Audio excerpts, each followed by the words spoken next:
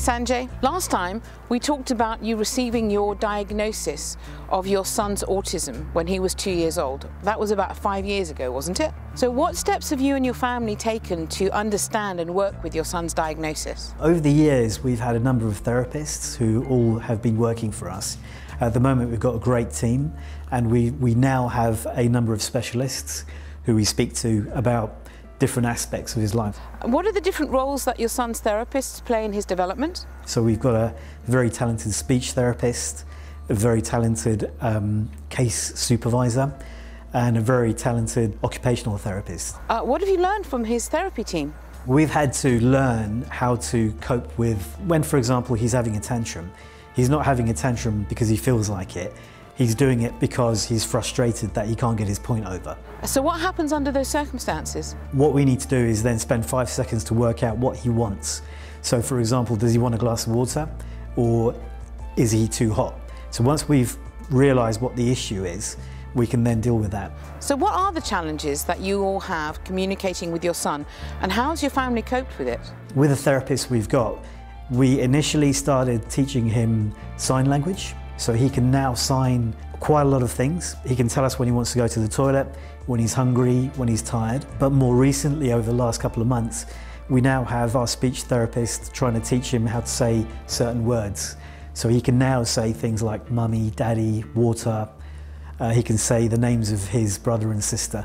So what we're now hoping is that even though he may not develop full speech, we're hoping that he can communicate, and that has only been possible with us having therapists help us. We wouldn't have been able to do it by reading things on the internet, for example. May I ask you a personal question?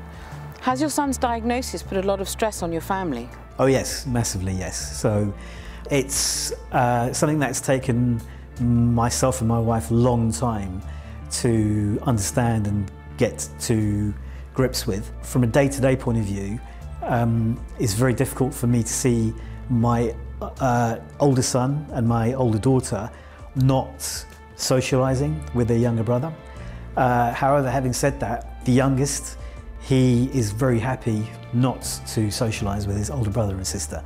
As a parent, it just feels odd, but from my youngest's point of view, I don't think he's in any distress.